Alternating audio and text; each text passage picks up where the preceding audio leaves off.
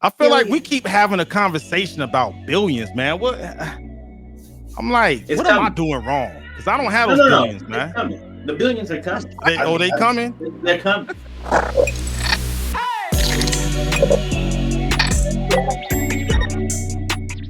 Hey, you tuned in to another episode of Technically Speaking, where we are giving you tech news you can use.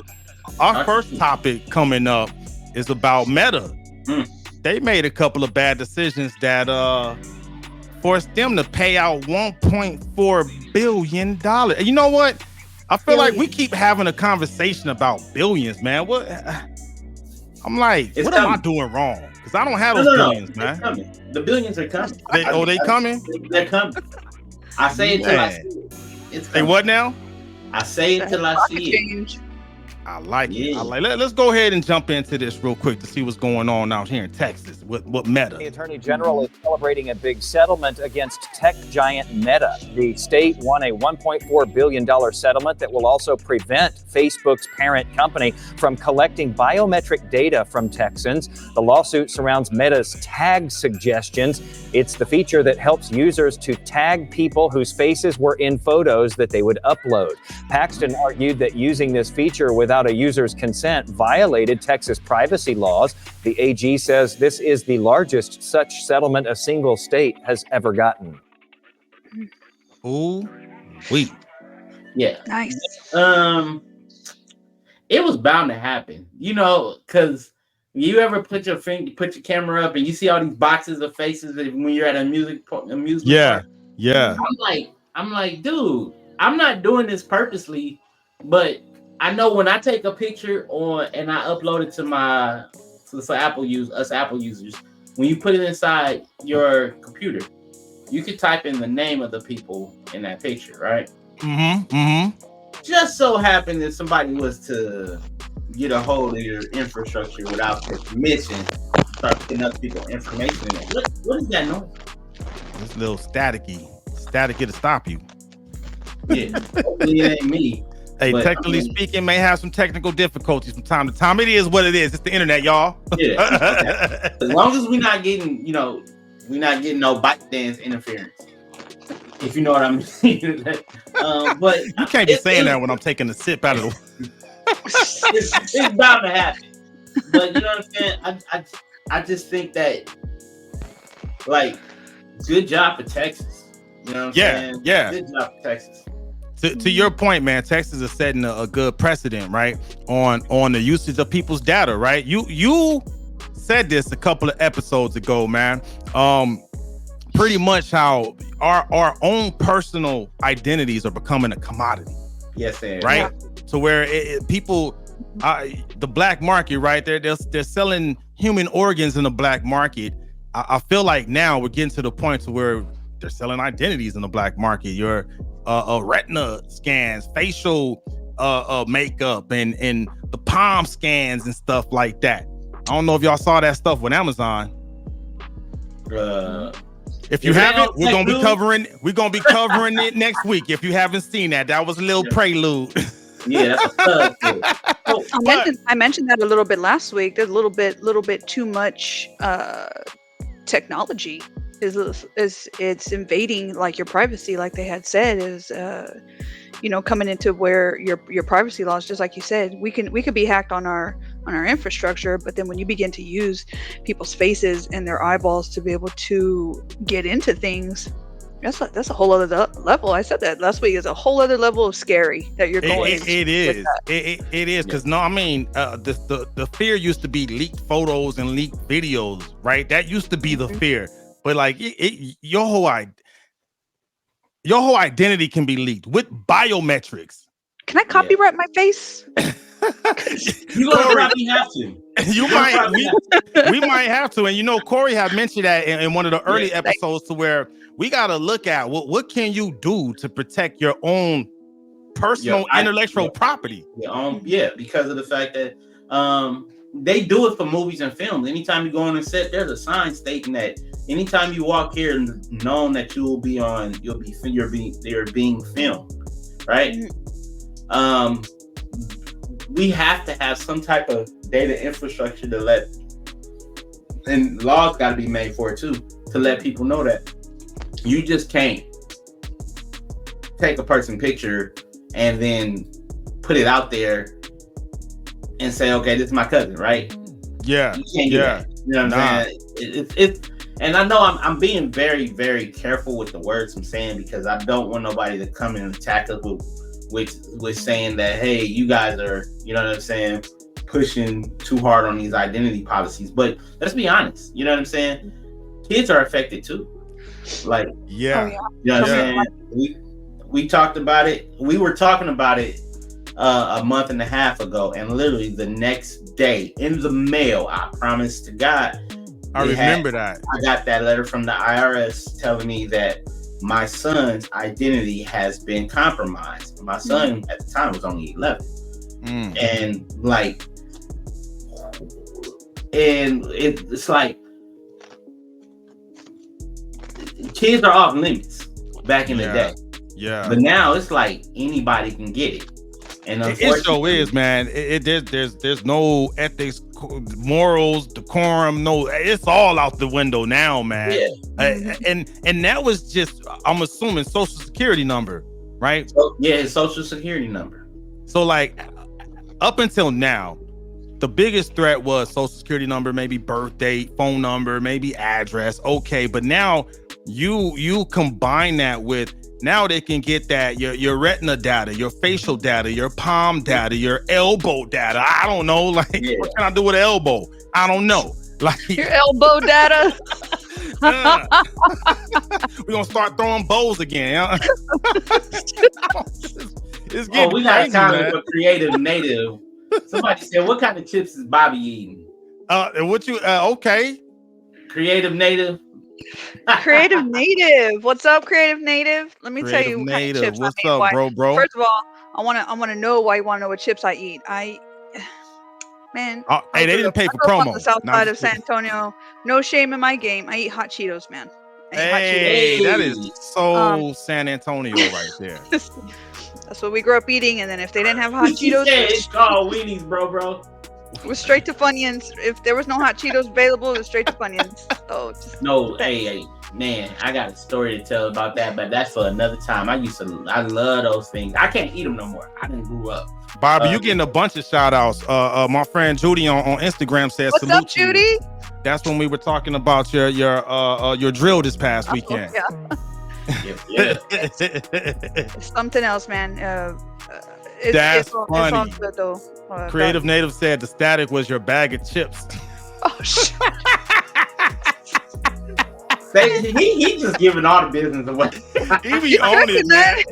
Come at me, Creative Native. I want you to get a hold of me, man. Come and talk Creative to me. Native got to be on the episode soon. We need him on there. That I'm putting that out there. Hey, do it. But you said something earlier, man. As far as creating laws and policies, right? So Jay Elderson, he's the attorney that filed the case against Meta. He had this quote that this is a warning to companies that want to trade in biometric information. It's a warning. Yeah. We gonna come get you.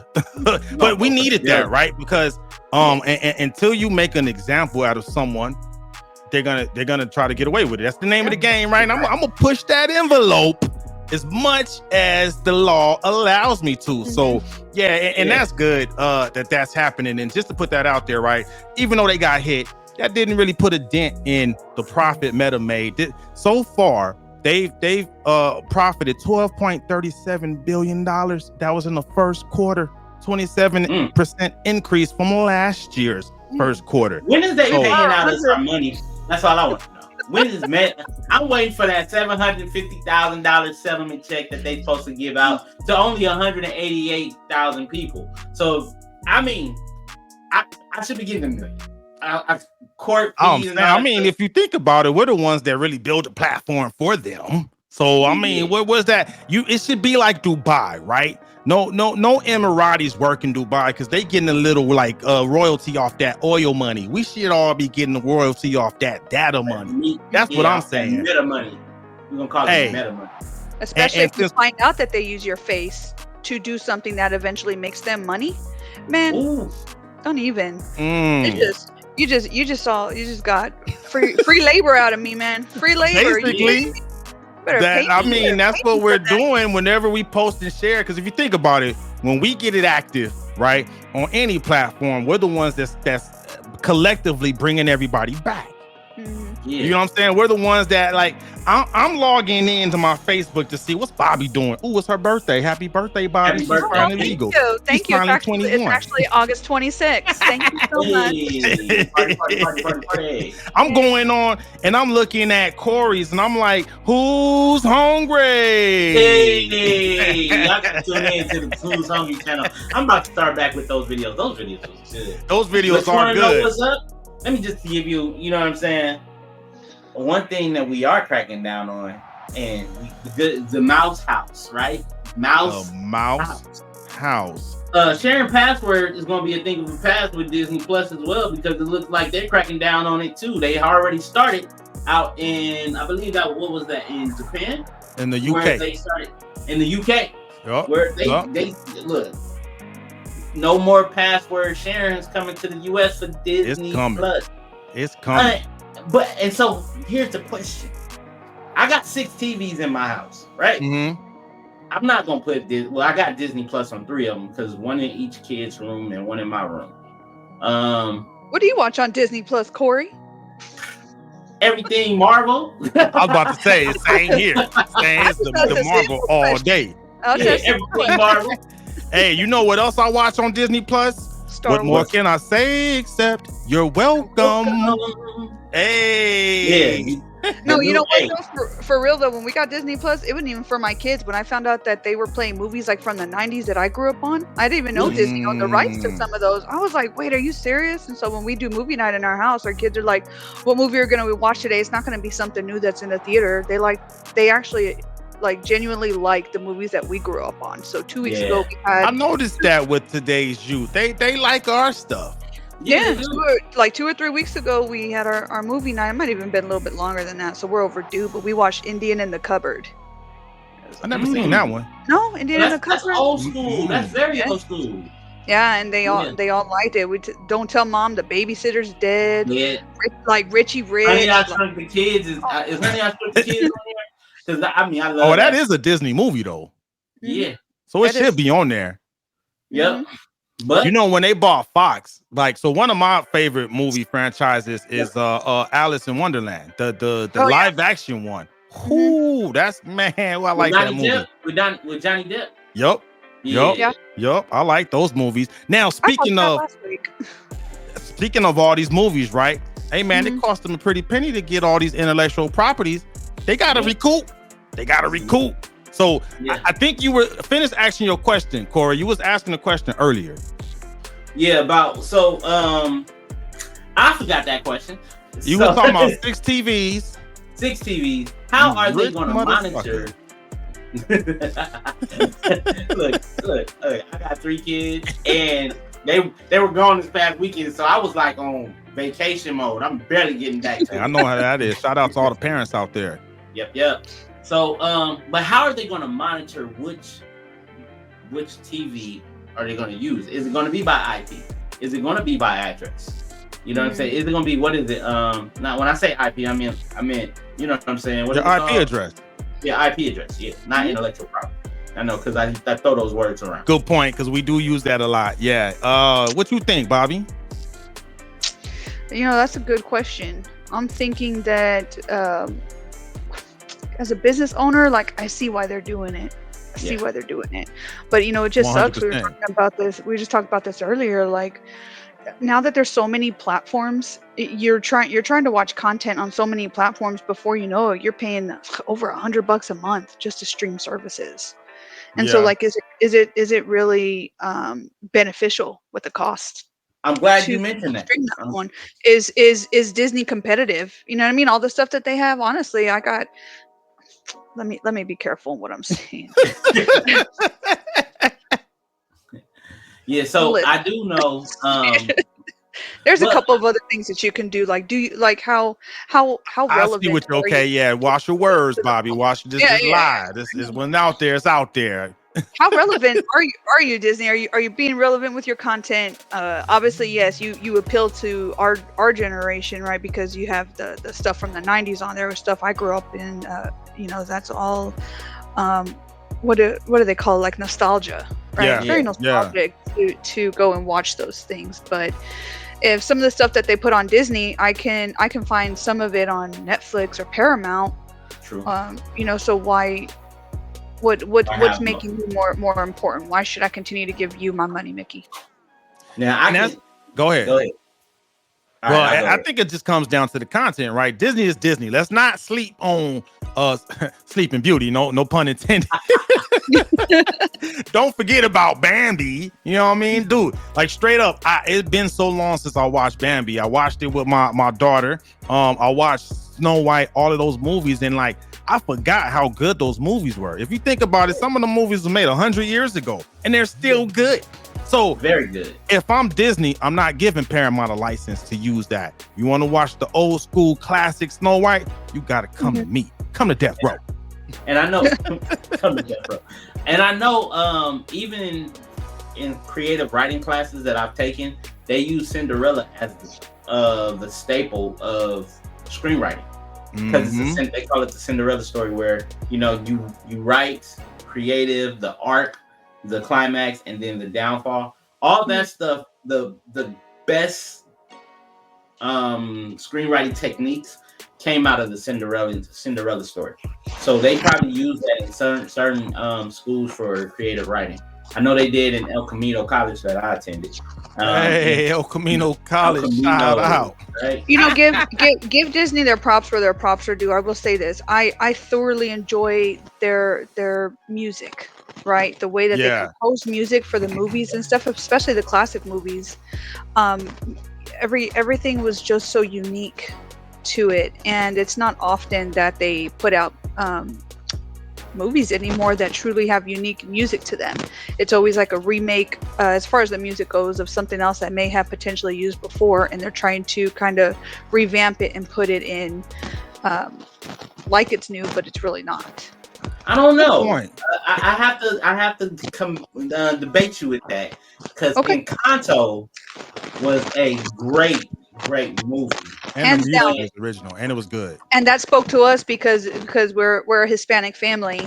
Right. And so when I was like, "Yo, they got abuela in here singing," okay, we do this because that speaks to us. Right. And then they also had what Geronimo was talking to earlier. They had Moana, which that was also for the Samoa, Tongan cultural backgrounds as well. And now they of course they had Soul by amazing movie. So I think for Disney, they're unfortunately and fortunately, they pigeonhole themselves into certain type of movies and certain type of expectations from their customers, right? You say you're going to see a Disney movie, that's definitely a popcorn, sit with your kids. But here, when they dropped Deadpool, they switched the game totally different. Like that should be Disney MA. So, good point, right? Because I mean, what they're gonna do with that, is that coming to Disney Plus? That's gonna come to Disney Plus, but you gotta be 18. Like one thing, I have my Disney Plus set up where my kids have their own profile where they can't tap. The only thing they can get are the cartoons. They only get anything they watch is Y7 and under. Yeah. Right. Yeah. So Corey, let's talk for a second, because after you and I talked last Tuesday, the theater not really near us, but the one that was by our old house, they had $5 Tuesday movies. We actually went and saw Deadpool. So we thought Deadpool and Wolverine. Oh. So it was good. I don't often watch movies that have a lot of cussing. Don't worry, don't come at me. I just don't. I think there's other words in the English language. It was beyond. There was a whole lot of cussing in it. Okay, but the movie itself, like the storyline and everything, it was funny. There were some parts where we were just straight cracking at it. But I could tell by some of the people that were in the movie theaters, I think they thought because it was released by Disney, it was appropriate for kids. Whoa. And I I overheard a lady talking when we got the movie. She was like, "Oh, it was a grandma too. She had taken her grandsons there, and immediately this kid's had to be like 10, 11 years old. Very impressionable age. You know what I mean? Very impressionable age." And I was like, I don't know how she's gonna recover from that, because those kids are gonna go home and be like, "Grandma took us to go see Deadpool." Like, she what? A lot of questions. Yeah, Deadpool. Creative Native said, "It's been fun. Y'all have a great stream. Time to teach the next generation of kids what football is all about." All right, Creative Native. Thanks for tuning in, brother. Oh yeah. Yeah. Disney. Yeah. Woo. That's why my wife was like, "Oh, it's a Marvel movie. You gonna take the kids?" Nope. No. This is Deadpool. Marvel. This isn't Wakanda Forever Marvel. Because my kids watch Black Panther. My youngest Bailey, she watches it and she does it word for word. Part 1, not part 2. But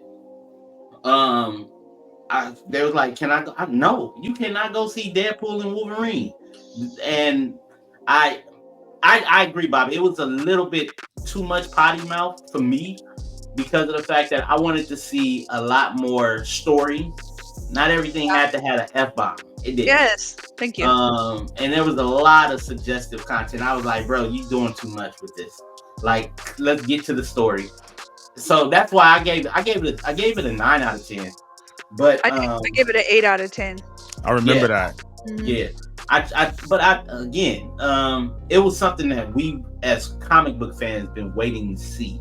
Yes. We saw the Wolverine with the mask on in live in color. And Deadpool that was Wolverine, cool. When he put it on, I was like, "Where was that this whole time?"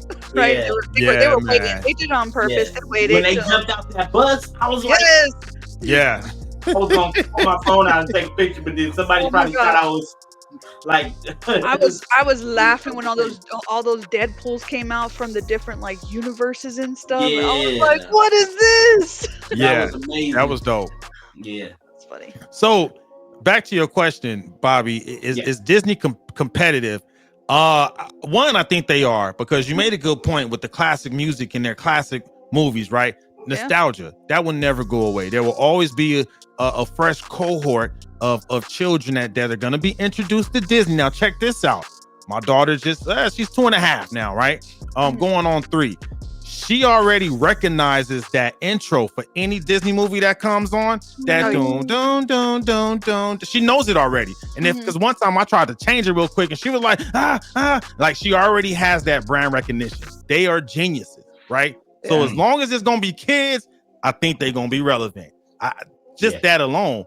But to your conversation that you two were just having, now they've kind of went more into the mature audience with the Deadpools because it was successful. And if I'm them, I'm thinking strategically, they're betting on once they release that on Disney Plus, that maybe that'll bring some more subscribers and definitely keep the ones they have.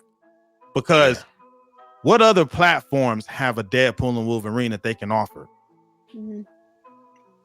What do you think that Disney's going to do to try to prevent some younger audiences from watching it? I think just parental controls. I think that now this right here, and I always say this, that I think they're relying on parents to be parents. Like, we can't do that now. Parents can't be parenting now. I mean, no, what do you want me to say?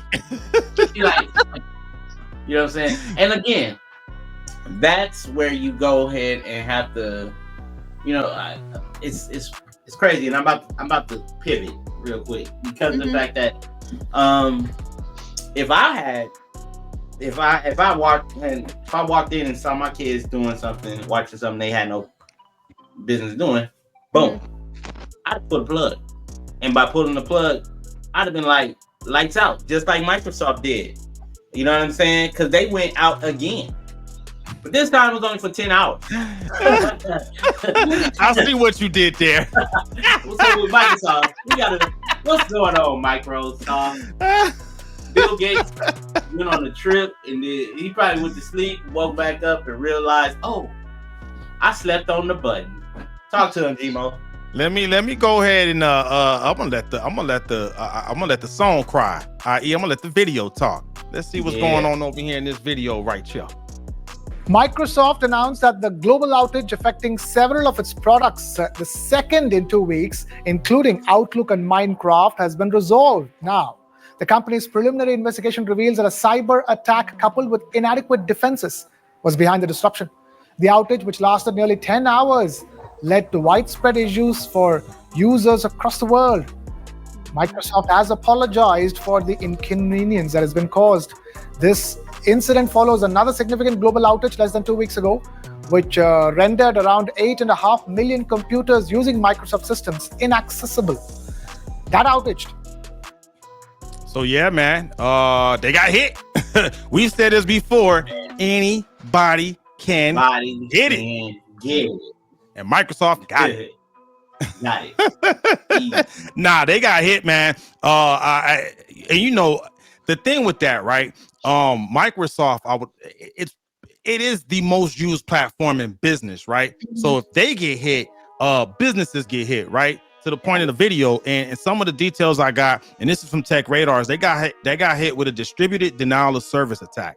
And the timing of it is just bad because it happened right after the whole Crowdstrike outage. Ooh, yeah, they got hurt. They got hurt. But it affected products like Search Alerts, Azure Policy, Azure Portal, Azure App Services. That's gonna impact like any developer organizations that are using the Azure App Services, Microsoft 365. I mean, who doesn't use Microsoft 365? I don't. I actually use Google Suite now because it's free.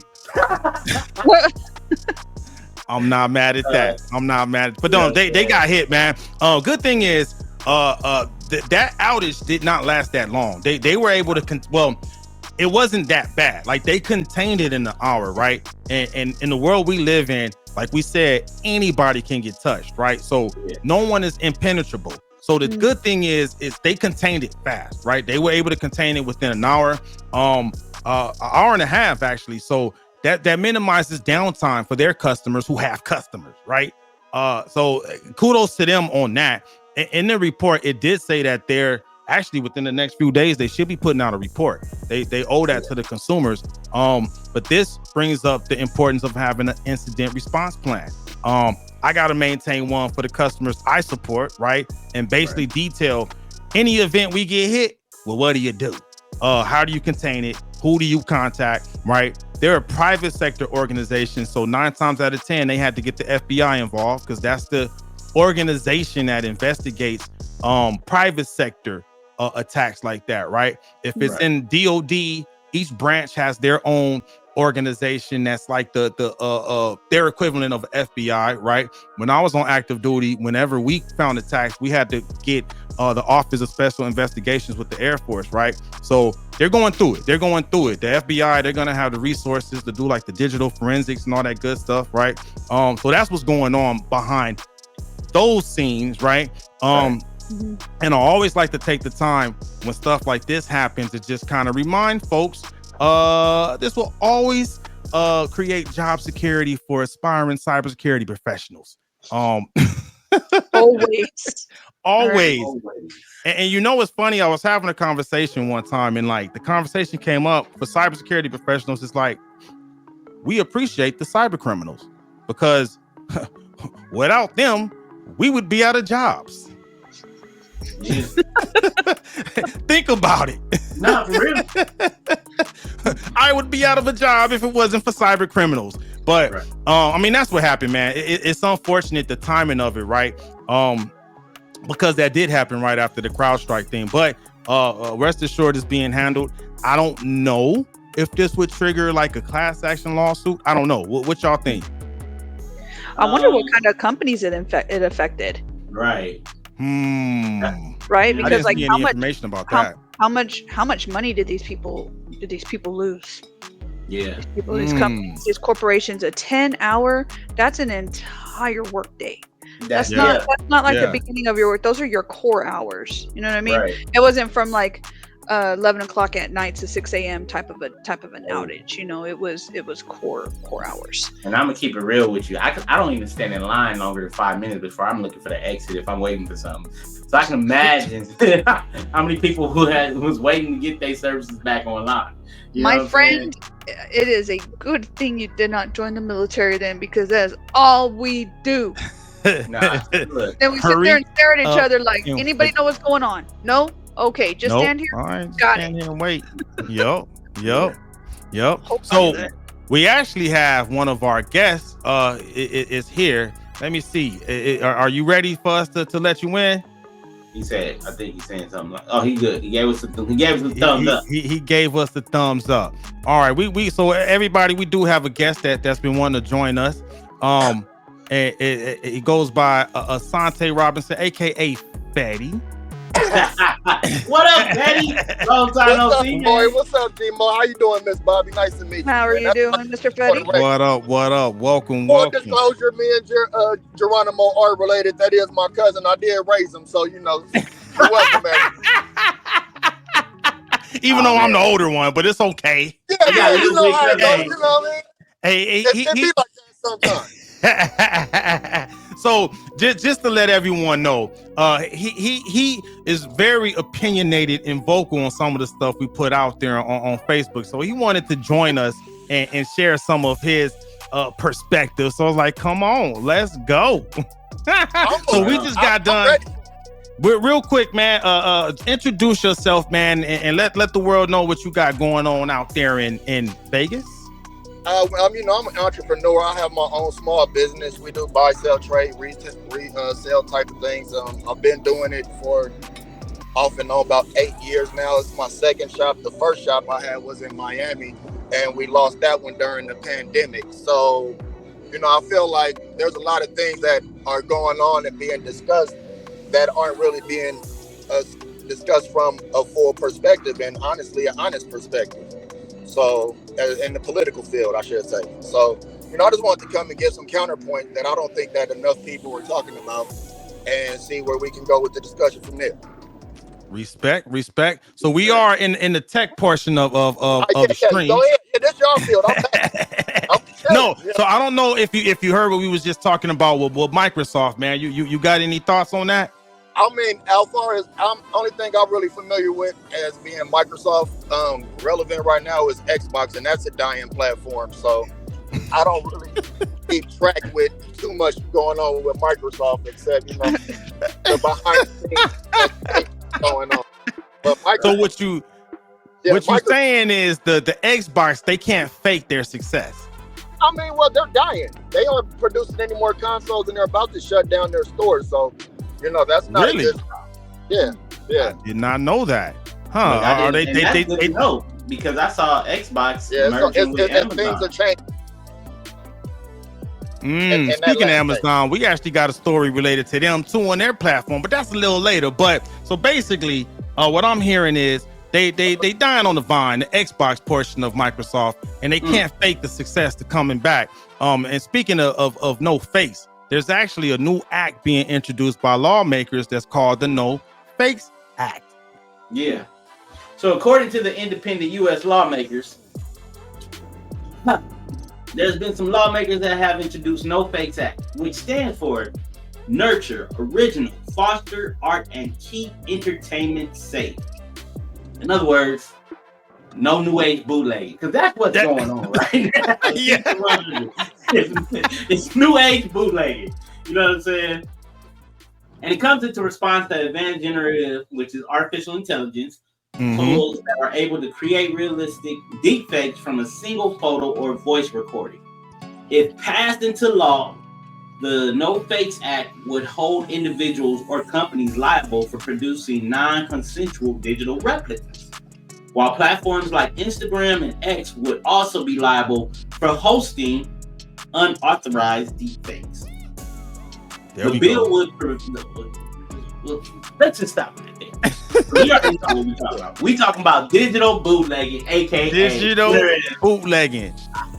I mean, I don't see anything wrong with them trying to stop it. It's very dangerous, you know, and especially if we are talking about exclusively in an entertainment atmosphere. Like I saw a political ad that was, had an AI voice of a candidate just talking about themselves negatively with no type of disclaimer underneath. So the AI and the things that they're capable of doing and what they're capable of manipulating with, it is a slippery slope. There needs to be some kind of checks and balances in place for it, definitely.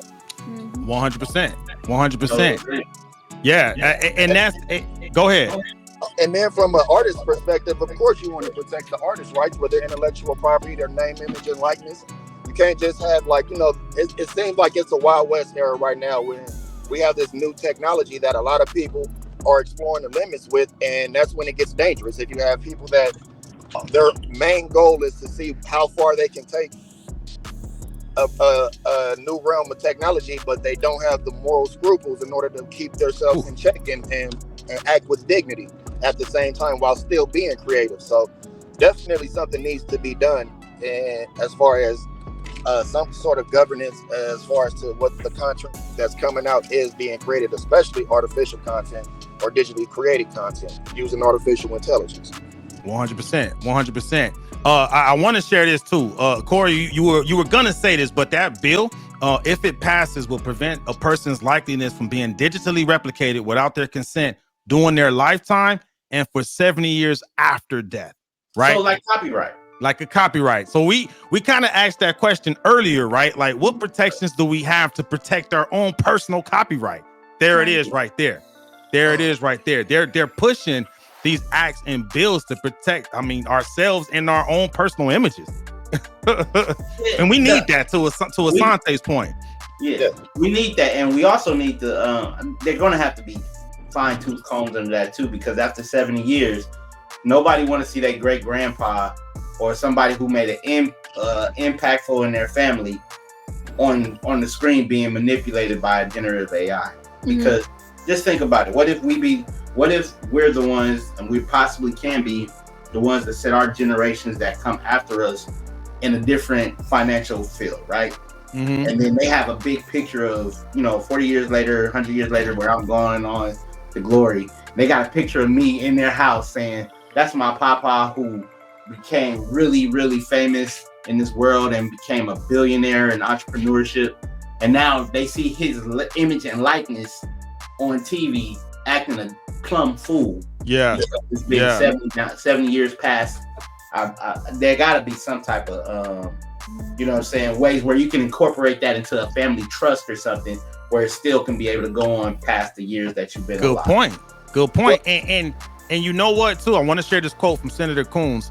He's the senator that introduced the bill. His quote was, "Everyone deserves the right to own and protect their voice and likeness, no matter if you're Taylor Swift or anyone else." So to your point, you may not been famous in, say, like Hollywood or anything like that, but I think you just brought up a real good point, Corey, that everyone should probably have this in their living will or trust or something like that, because you never know, right? Someone say what? The NFL just announced that all 32 stadiums have like this face tracking technology that they can zoom in and identify anybody. Who's to say that we're not going to be in Madden 26? You know what I'm saying? As the audience or the crowd, if you go to an NFL game, and then how do you deal with that? So you don't got to wait 70 years. We just saw it with Tupac on a Drake song not that long ago. You're not lying. And the Tupac estate was like, take that down. You got to pay up. I don't know why he thought that would be okay anyways. Like, who's like for that? Because they not like us. That's the reason. Maybe they not. Yeah. Like, not in the slightest. So, and also this proposed law is addressing technologies like OpenAI's DALL-E, Adobe Firefly, and Midjourney. So we've been talking about, like, some of our elders being replicated, right? And there's actually companies, we kind of touched on this briefly when we had Sarah here, but there are companies that are pushing out services like digital afterlife services. So basically, they're creating these things called dead bots, where you could commission them to basically create a digital representation of a lost loved one, and it can basically just be there for you no matter what. And that's one of the things to where that article was talking about they're trying to protect people from that, right? And there's a term that I just learned called unwanted digital haunting. They're trying to stop people from being getting digital haunted unwillingly, right? It's a new world we live in, man. So what you saying? They gonna have... You know, I wonder. I was trying to figure out. I was like, let me kind of bring my 2 cents in here for a second. I agree with what y'all are. Let me preface my statement with saying I agree with what you're saying, especially you, Corey. Like, we need to be able to protect that original artist content. Nobody should be doing voiceovers and making other people think, oh, this person said this when it was fake. And including to what Fetty said, especially with political candidates and stuff, you can start a whole World War III just because somebody put up some crappy content. They chopped up bits and pieces of what somebody may have said, and they've created it to make it sound like this just happened. And then before you know it, like, stuff starts blowing up. But then too, like, I'm wondering, what if you have people coming out saying, oh, well, if you do this, then it's going to infringe on your First Amendment rights, right? So where your First Amendment rights, your freedom of speech come from, I don't think the original founding fathers saw things the way that we see things now, right? So what all does? I'm sorry, go ahead. No, it's like what all. I just wonder if you're gonna have people come out and be like, oh, well, this is infringing on like your freedom of speech and stuff. I'm like, well, where does that? How does that? Yeah, like Fetty said, that is a very slippery slope. It is. No, hands down, super slippery slope. That could open up a huge Pandora's box. Common sense for me would say that the freedom of speech would default to the original person. You know what I'm saying? Like, absolutely. My freedom of speech I can't use your words and say and claim that it's freedom of speech while violating yours or misrepresenting words or something that you said. So true. That's a different conversation to have, and I don't, what I'm saying? Like, some people might try. I'm not saying I agree with that because I don't. Just like you said, that freedom of speech is for that original. That original person for sure. We're definitely in new territory. We're in new territory, and that's one of the reasons why we started this show, was to try to help each other figure this out, because we gotta kind of guide the youth. You know what I mean? Like, if we're not passing on this knowledge and info and these perspectives to them, man, things. What you said, something could happen with them that could spark the next world war out of something that wasn't even real. I didn't even think about that. That's crazy. And it spreads like wildfire on social media, not just in the United States, but like it hits global very quickly. Very quickly. Because we talked about that at one point in time on the show. We talked about what if somebody uses somebody else's voice for for harm than good. And think about it like this: if somebody said, "Yeah, I killed the whole school. I blew them up," right? And it's not your voice. Yeah. That item ain't nobody going to go, "Is this real?" No, we just gonna arrest him and find the fuck out. And you feel what I'm saying? The problem is somebody is taking away from their family off of what somebody else did. You know what I'm saying? Which they just use digital malice. That could be the catalyst. Digital malice. That's like a whole nother set of laws. Yeah. This whole time when y'all was talking, the question that popped up to my head was, do we need like a digital constitution, like an updated constitution to protect digital rights?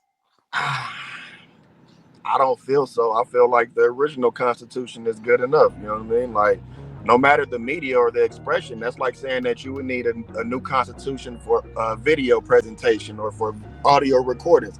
The same rules apply no matter the media.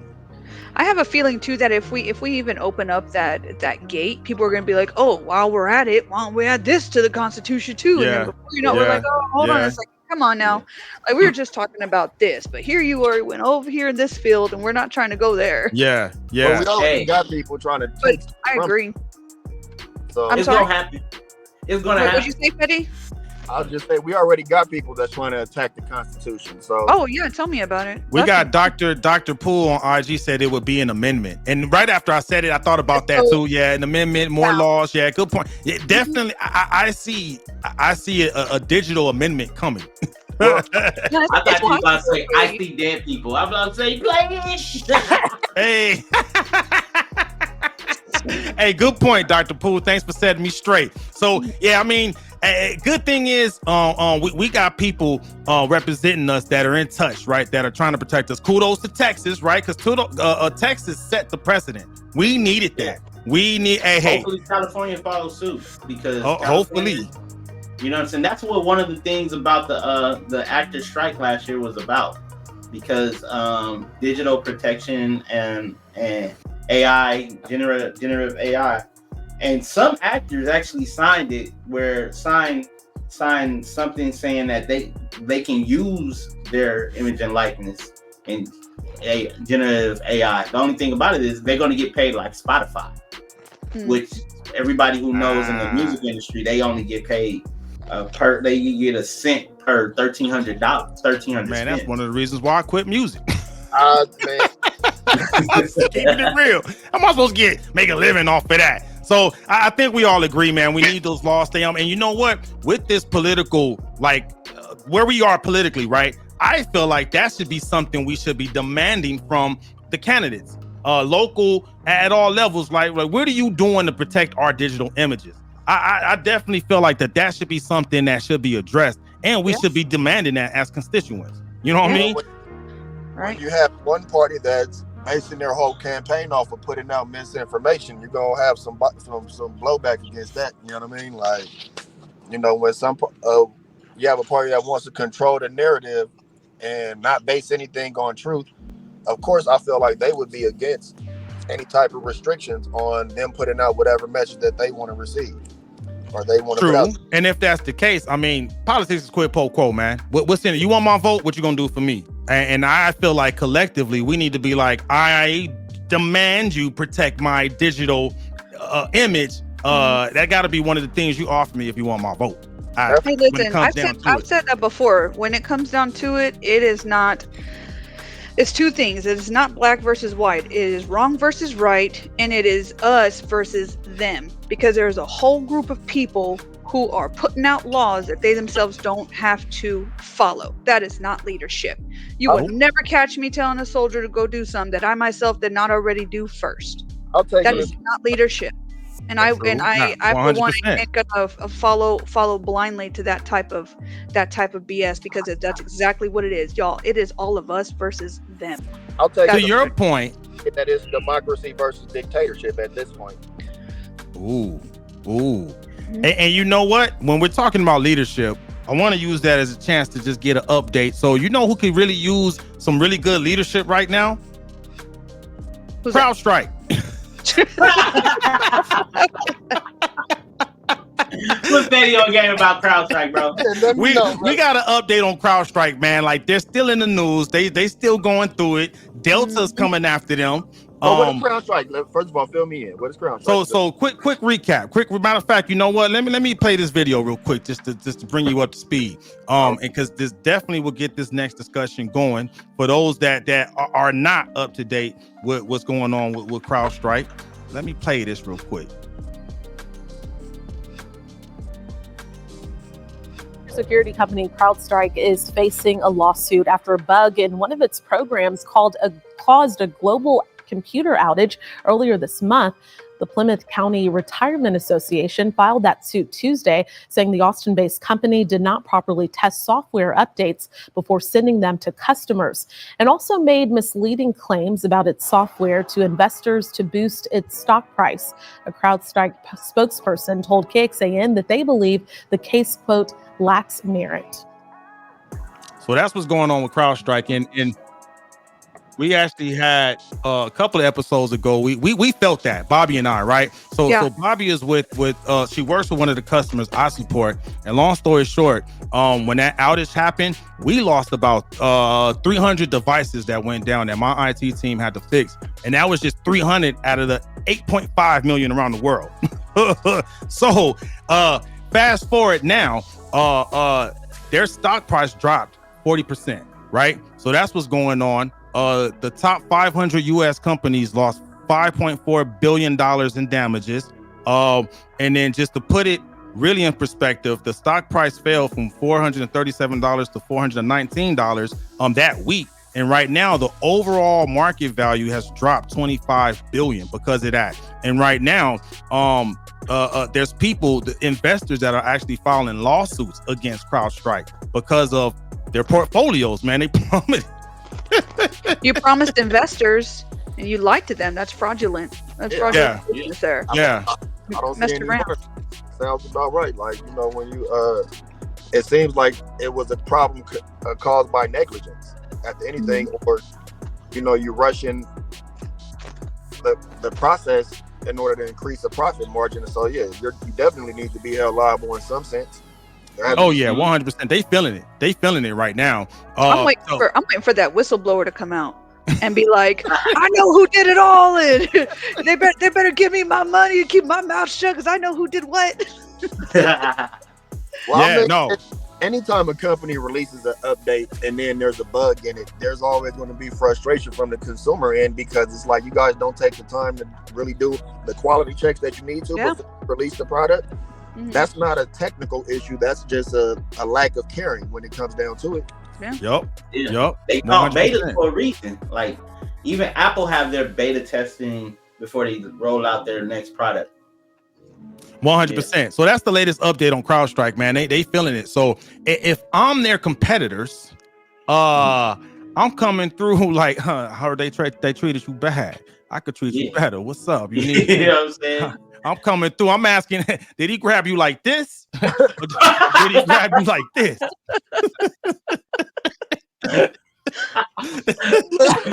Look, you know what I'm saying?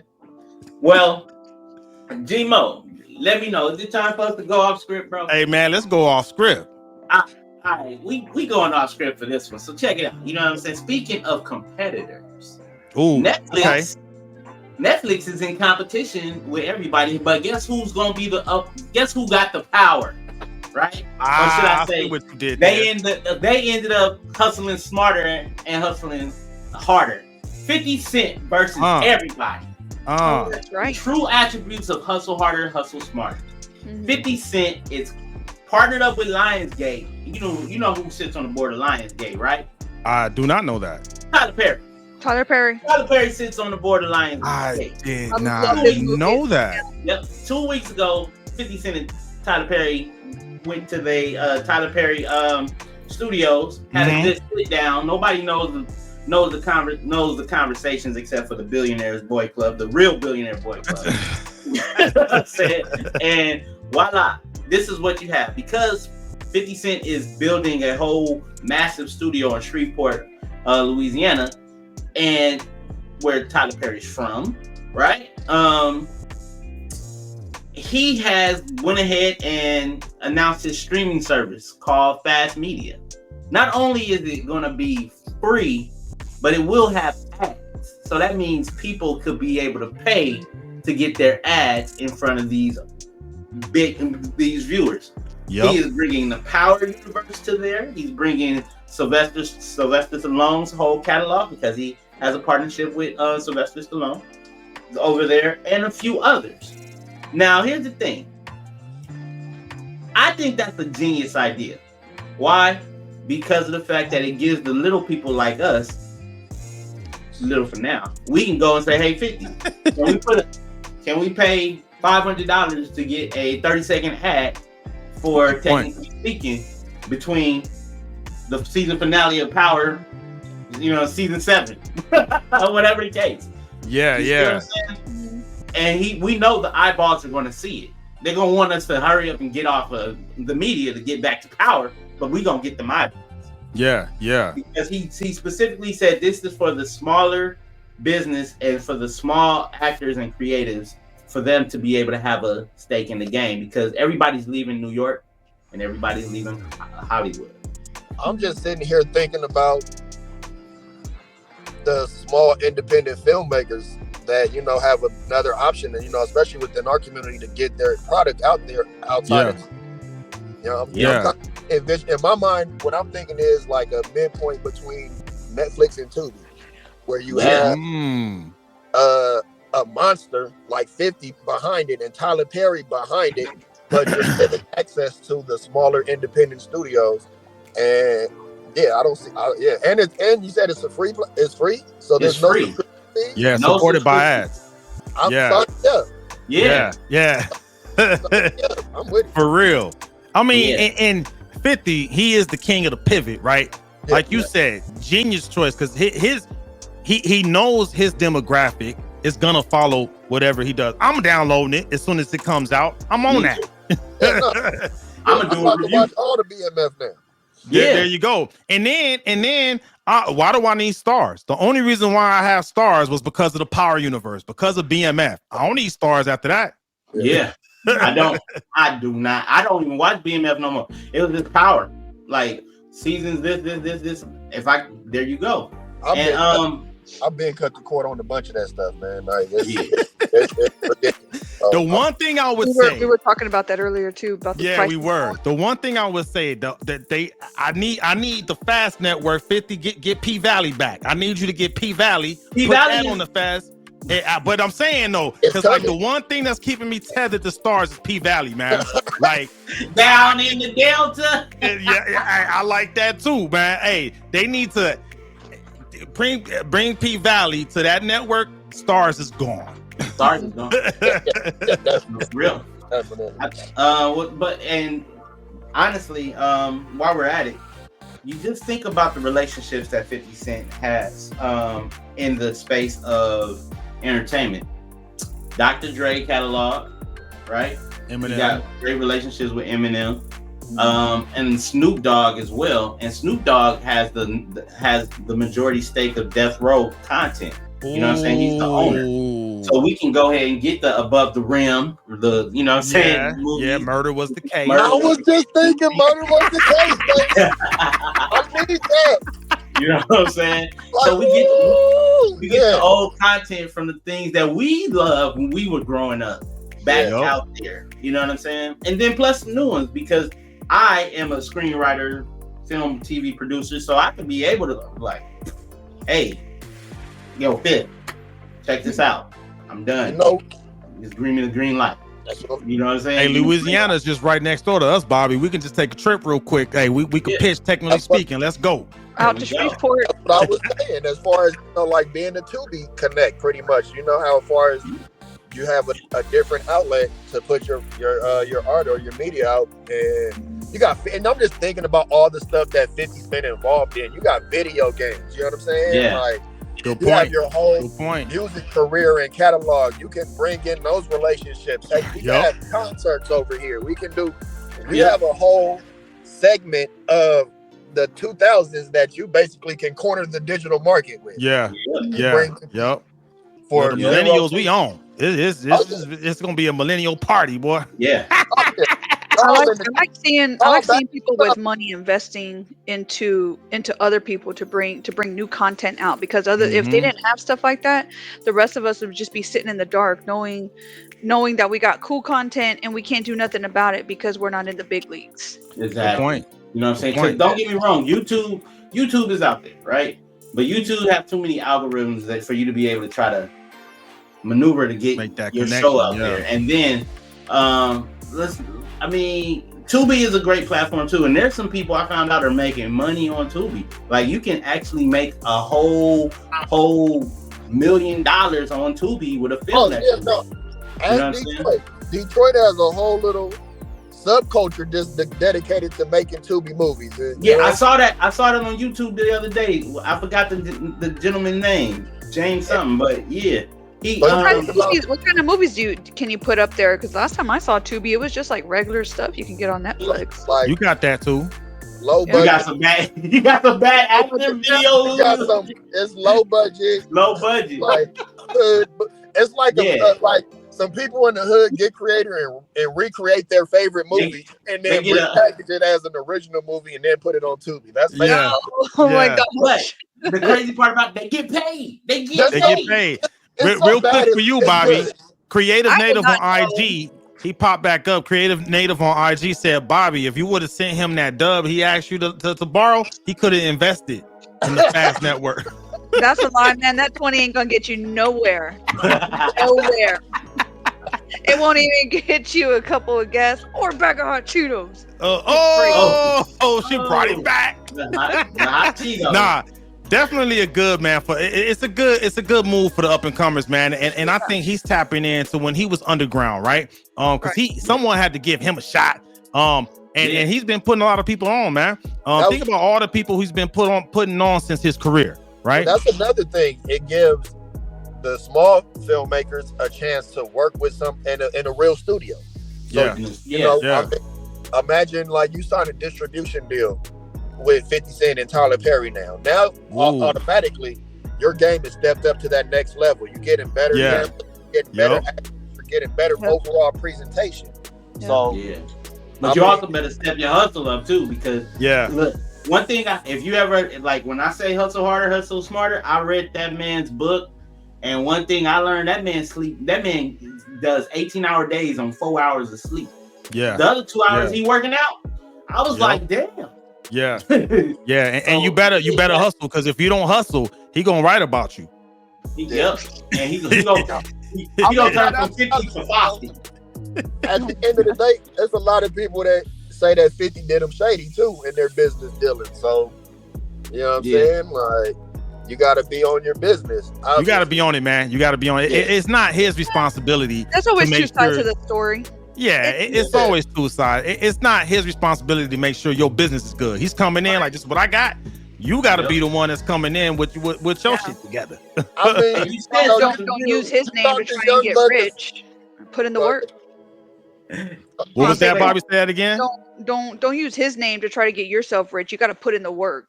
Yeah, there you go. Sign something with him and be like, "Hey, man, I didn't make as much money as you. You didn't put in the work. Get rich. What did you expect? Rich and stop lying." I mean, it's cold when he just like, if he saw somebody wearing shoes that wasn't the G Unit shoes, like you don't get no G Unit sneaker check no more. Like, man, like I don't mess around. Yeah, that's a little extreme to me. I feel you if like, okay, we doing a tour and you don't want to show up. That's something different.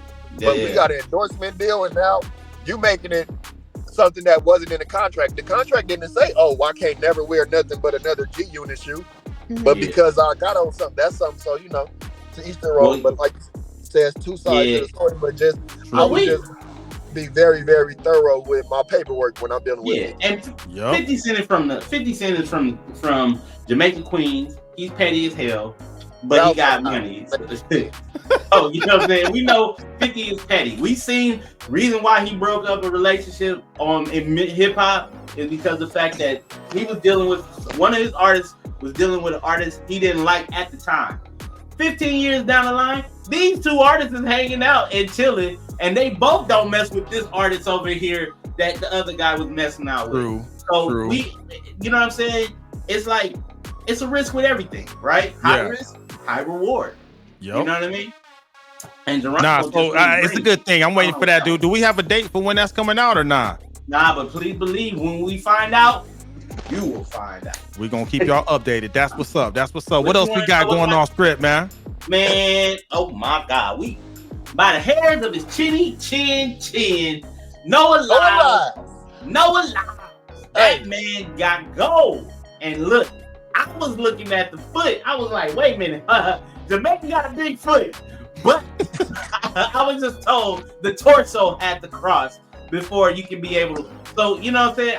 So why are everybody leaning in when they running instead of just stumping in? You know what I'm saying? They just stand with your chest and for real. You know what I mean? Yeah. But yeah, Noah Lyles wins by the hairs of a chin. Simone Biles, epic finish and retiring. Well, she is awesome. Yeah. She is the epitome of representation for the U.S. Shout out to Olympics out there too, man. And Sha'Carri too. Don't forget about Snoop and Sha'Carri. Yeah, and what I felt bad what happened with Sha'Carri. Snoop was at the Olympics. Yup. Torchbearer. Pretty much. Say what now? I say Snoop is like the official, unofficial mascot for the Olympics. And do y'all know Snoop made more money than every person in the competition, for every day he was there, he got paid $500,000. He's there to the end, the end till from the what was it? I believe it's I saw the 3 weeks, 21 days, $500,000 per day, wardrobe free, food free, sites, games free. Hey, that motherfucker don't miss. He don't miss.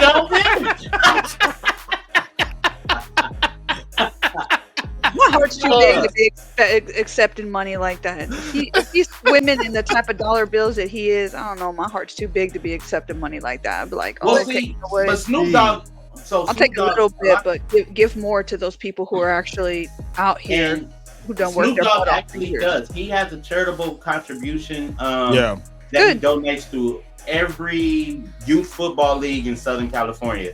Nice. From Paramount to Long Beach to Inglewood. Yeah, that's He's big. very active in the community. He gives away a lot. His Doggy Dog Foundation, I think it's called, is one of the two. He gives a lot to the community.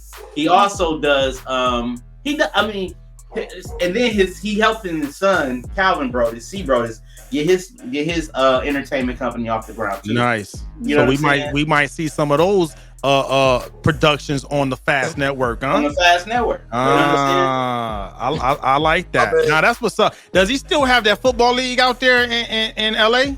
Yes, he does. Okay. Yeah, so he gives back, man. He's definitely doing good things with all that money he's getting, man. You know, Snoop is at this point, Snoop has earned his flowers. You know what I'm saying? Yes. Let him enjoy this. Let him be celebrated. You know what I'm saying? Like Snoop, he's basically the not just the mascot for the Olympics. He's basically like the mascot for hip hop at this. Hip hop. Mm-hmm. He's what you should do when you grow up in hip hop. Yeah. And he said it. He was talking to NBA YoungBoy. Or did I say that right? YoungBoy NBA? Don't matter. NBA YoungBoy. Yeah. He was don't matter. He was like, I came into this industry as a rapper, but he was like, I wanted to act. So what I did was I got real good at rapping until some actors saw me and said, hey, I can play this role. And then he was like, well, I want to get into clothing. And then he moved over to clothing. Didn't do so well in it, but he was offered the opportunity to pivot. Yeah. But he went back to rapping, and then he started doing other things, and that afforded him the opportunity to open more doors. You see what I'm saying? Yeah. And I was talking to my wife about this. I was like, it's not where you start, because of the fact we all started somewhere. And just think about it, when you came out the womb, you rolled over until you was able to crawl. And after you crawled, you walk. After you walk, you ran. And then, depending on how far you got in advance, you ran fast, you ran slow, but you kept moving. And what I'm trying to say is if you go into the hip hop industry, have a game plan. We had one when we was doing it, right? Yep. And we was like, okay, we gotta pivot. You know what I'm saying? We're gonna always love music. We're gonna always do music, whether it's for free or for pay. But we had the minds and means to be like, look, this isn't working for us. Now this what worked for Snoop, he was able to get up and same thing for Jay-Z, same thing for 50 Cent. They was able to elevate in the entertainment industry and pivot, right? Jay-Z went Rockefeller clothes, stayed in the music, but then he turned around, got Rock Nation, and then also buying a basketball team, right? 50 Cent elevated, took the same route, did the clothing, G-Unit clothing, but then he knew at some point in time he ain't gonna want to make music like he did, so he started doing TV shows. And in his book, he mentioned that the same fans of his Get Not Trying are the same fans that watch Power. Yep. Get Rich Not Trying went diamond. So you done sold, you know what I'm saying, 10 million records. So now you got 10 million viewers watching the same show. So you have to pivot, you know what I'm saying? And that's where I like to see people in hip hop. You pivot. I wonder what kind of people he surrounds himself with that help him, collab. And like who are the hidden figures that we don't know about that support him, that stand behind him, that lift him up, even the people that pray for him, because that man's been through like hell and back. I know his story. Yeah. I know about how much he was shot. That man should be dead, but he's not. And he he came back and he's still hustling, and he's still he's still doing. I mean, 50 just always had that New York hustler spirit in him. I don't even think that so much of the people that he keeps around him. He's never really been, he doesn't smoke. He said that publicly. Rapping like always been about he's always been a master marketer.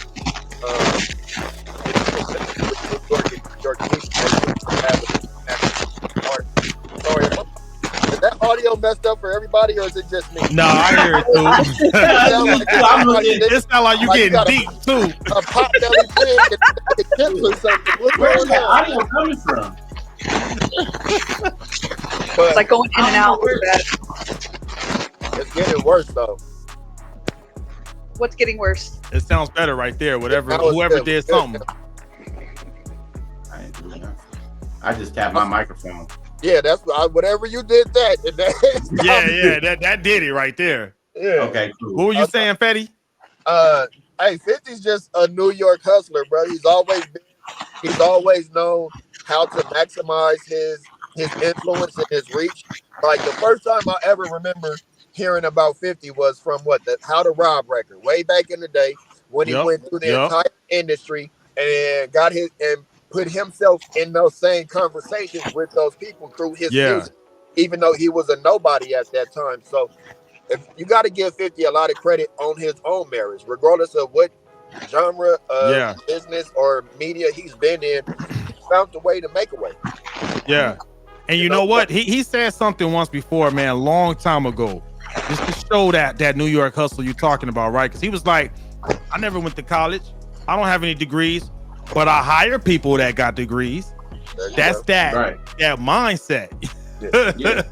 To your point, man. So yeah, man. Hey, Team USA, for real. Salute. Team USA, man. Hey. Oh yeah. We got one more off-script topic. What you got for us? All right. So young Americans lean toward President Biden but are not committed and are open to alternatives. Now, this segment was based off of before Biden dropped out. And me personally,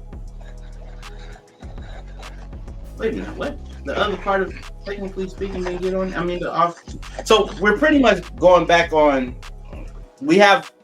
Kamala has gotten the Democratic nomination. So she will be the one. Official now, right? Yeah. I don't know. I'm sorry, y'all.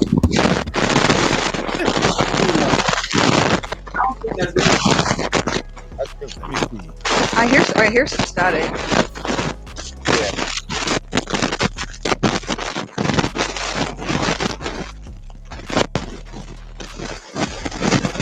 We live. That's how you know we live. Okay, look, everybody mute their mic.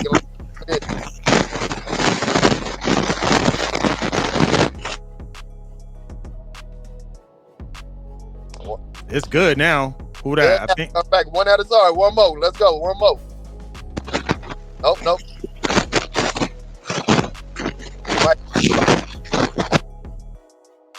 It might be Bobby. Heck no, it ain't me. Good.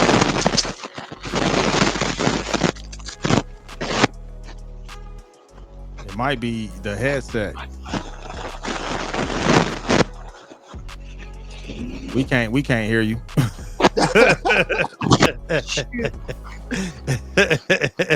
We can't hear you, Corey. You talking to me. Don't say you muted. This headset probably needs to connect. Yeah. Oh man. Hey, what's that company you just Can I get my Crowdstrike? Oh yeah, Crowdstrike did it. Crowdstrike, hey, they said they ain't standing for it today. They got you muted today. Now. You muted. Yeah, there we go. Here we go. There we go. Yeah, way better. All right, bring us back. You were talking. It's all good. Hey, man. So, before we wrap this up, so Kamala Harris has earned enough Democratic votes to become the front runner for the Democratic Party. So she will be debating and campaigning for Team Blue for the first Tuesday in November for presidency. I'm gonna let y'all go ahead and do this because everything I had on this Google Docs, damn it, Google Docs is not working. So let's go ahead and let's go into it. There it go. Kamala Harris went. She won enough, but she's appealing to more young voters that are in between. What are some people? What are you? You know what, Fetty? We got that Fetty. It's the whole reason why we brought him on the show. Let's go. Yeah. Go ahead, Fetty. Kick it off. I'm not. You had a pointed question you was about to ask, or just in general? What are your views on this? What are your views on Kamala Harris becoming the Democratic front runner and the running for president and appealing to the young voters, right? Yeah. Come on, Crowdstrike. What you think about that, Eddie? Now, that's what they were just talking about, election interference and stuff. Hey.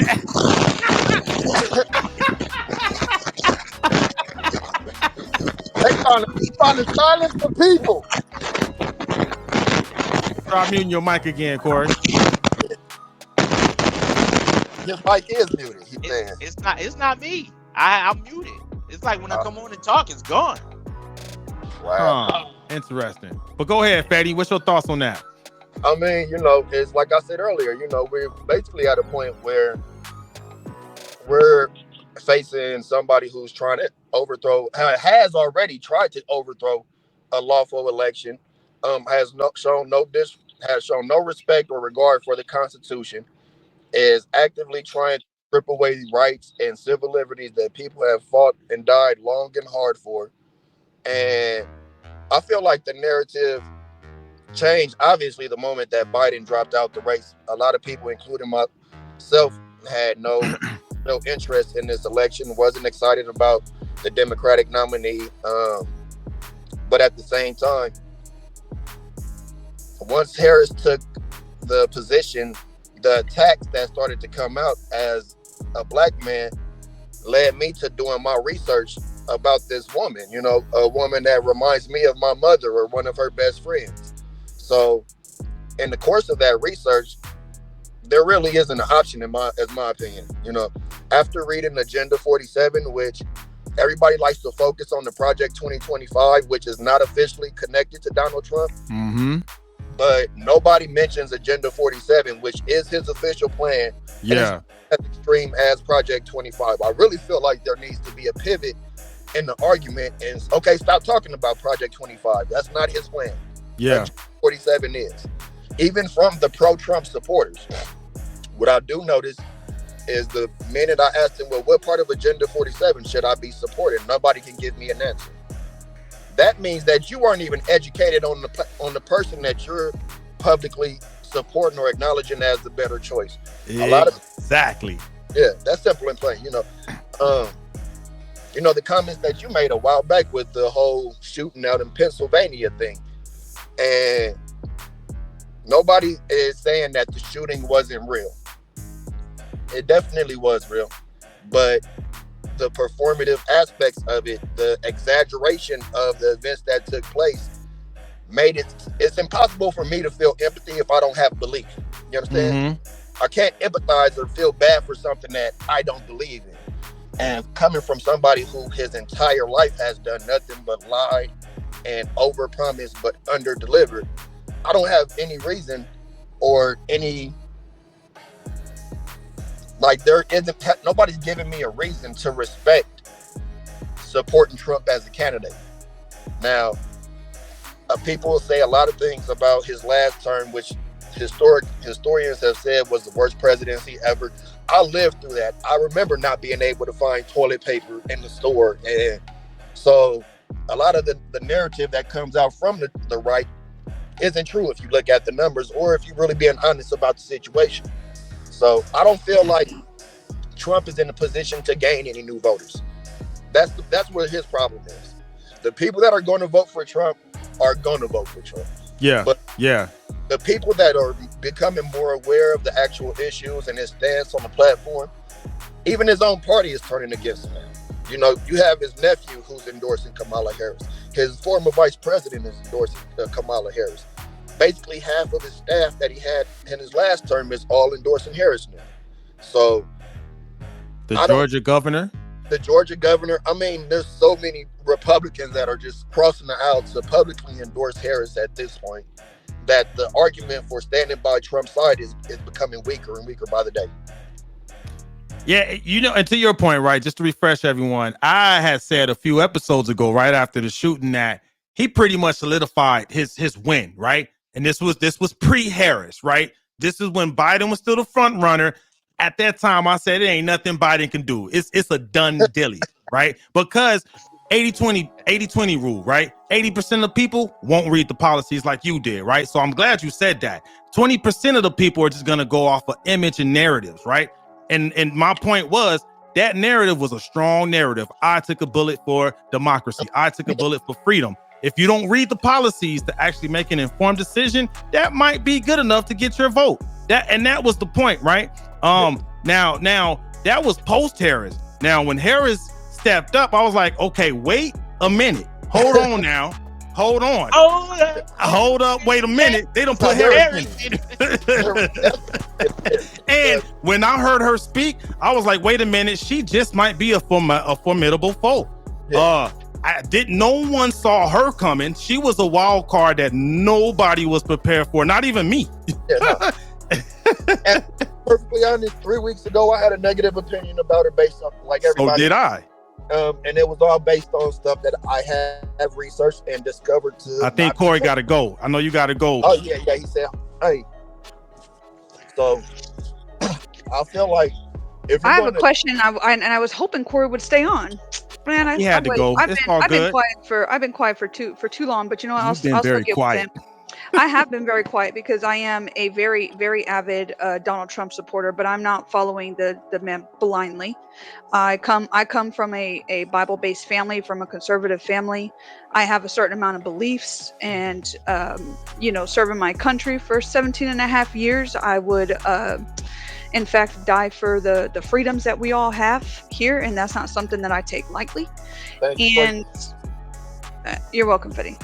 And I have a question. So, do you really think it's fair that just because Biden stepped down, that Kamala should easily get that Democratic nomination? Like, why weren't there other people on the platform that said, "Hey, I understand that she's been the VP for the last 3 years, but let's look back and see what were her accomplishments, and see exactly."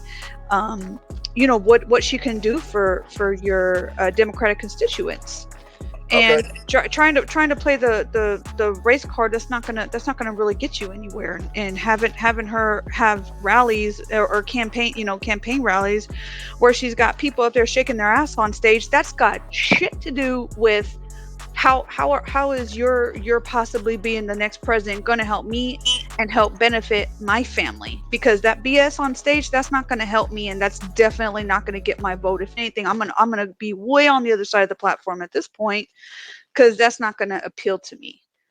Maybe cute to them, but as a mom of 6 kids who runs 2 businesses, I mean, have 19 jobs, that's not going to help me. We didn't hear any of these complaints. First of all, I just want to address we didn't hear any of these complaints when Trump brought out Kid Rock or Hulk Hogan or Amber Rose or any of the other celebrities whose opinions don't matter to the common person when it came to any of his rallies. And that wasn't even a rally. That was the Republican National. I was about to say, yeah, that wasn't a rally. That wasn't for Donald Trump. That was for Republicans in general. It was the National Convention where they basically sealed his nominee, and it was for Donald Trump specifically. He was the main and the only guest. Everybody that was there was for Trump. And it's not nothing new. He's been doing it, bringing out basically D and C level entertainers that he thinks speaks to a specific audience or whatever the case may be. As opposed to Kamala's rally, which really was more of a celebration within our community and our culture. And the media coverage might not have focused on her actual speak or whatever, but her speech is out there. She did speak to her issues, to her base. And who's her base? Her base is people who don't want a dictator running for office. That's not a good enough answer. Who's her base? Her base is Am I her base? People who believe in that a woman has the right to make decisions based on her own body. We all have the right to make decisions about our own body. That's not enough. Believe in religious freedom. People that believe that in diversity in all levels in government and representation in all levels of government. Her base is what you might call a liberal radical. We normally just call those generally. I didn't call anybody anything, Fetty. Well, the right in particular. So the term liberal or radical basically just applies to generally good people who want people to be able to live the life that they see fit. You know, that don't want to. I want everybody to live their life the way they see fit. I think when your life that you see fit begins to bleed into other areas and you begin to try to force people to accept things that aren't normal, you're not going to get me to accept the fact that someone who has a penis is not going to be called a woman. I'm not going to call you a she. It won't get me to like that's the lie that. Dang, I missed what you said. Fetty, repeat what you said. I missed it. That somebody with the penis will ever be a woman either. I don't care how you feel about it. That's like me saying I identify as a white woman. That doesn't change the reality of the situation. Right. Absolutely right. The argument is that every person who's a Democrat or a liberal has this extreme point of view. Like the argument that people are aborting babies 9 months and after birth in California, which is actual statements that I've heard come out of people. That's just absolutely ridiculous. I don't know about California, but New York, absolutely. So absolutely. Aborting babies in New York after birth or in that that's no longer abortion. That is allowing an infant to die in a room by itself in the dark. Don't even give me. That's straight murder. Nobody agrees to that. I don't believe that that's policy anywhere, though, even though, you know, the right claims that it is. But you can't point to the document or the case or whatever it may be. So making an extreme argument to make it seem like the argument that you're making is happening on a normal basis or that's the everyday reality, it's hard to respect the argument that isn't based in fact. So I will say this. Just listening to y'all have this chat, right? I picked up on what's kind of like a double standard, which I've been seeing a little bit of it from both sides, right? Because the issue came up originally was entertainers did you freeze up? I think he did. I think we coming back. We can still hear you though, Fetty. I didn't freeze up. I did. Hold on, I'm back now. We can still hear you, but because I do want to address that. The question was having entertainers right at Harris's rally, but good point. We had Kid Rock and Hulk Hogan, who's known to be on them roids. I'm a Hogan fan since I was a kid. But there's a tape of him being racist and admitting that he's racist or a little bit against poor. Unless you're rich, then he's racist against you. But you know, that's a whole nother discussion to have. Why do you feel comfortable marching an admitted racist on your stage at your national convention? Well, that's the easy question to answer because we talked about it too, about the Proud Boys. I'm not going to denounce the Proud Boys because those are votes. You know what I'm saying? Like, it's business at the end of the day. The guy is a businessman, right? So, and that goes to a point we made on the last episode, Bobby. Everybody's shady. Fetty, thanks for joining us. If you want people getting in contact with you, tell them how to get in contact with you. I mean, hell, just hit me up. I'm on at AOB Fetty on Instagram if you want to shoot me a message. We out in Vegas, man, off 1800 South Industrial Road. If you want to come pick up a couple of items.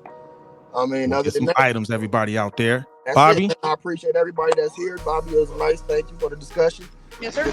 Geronimo, all love, fam, all the time. Oh yeah, it's all love. Thank you, Cuzzo. Bobby, drop your handles. How can they get in contact with you? Oh, for sure. I'll let them know. Yes, sir, man. Talk to me, man. Hit me up. Oh yeah. How do they get in contact with you, Bobby? Bobby Lopez on Facebook, Bobby.Lopez.5 on IG. And I'm at tech_Von_go on all platforms except for TikTok. I don't do TikTok, but everybody out there, thanks for joining us. Y'all have a good night.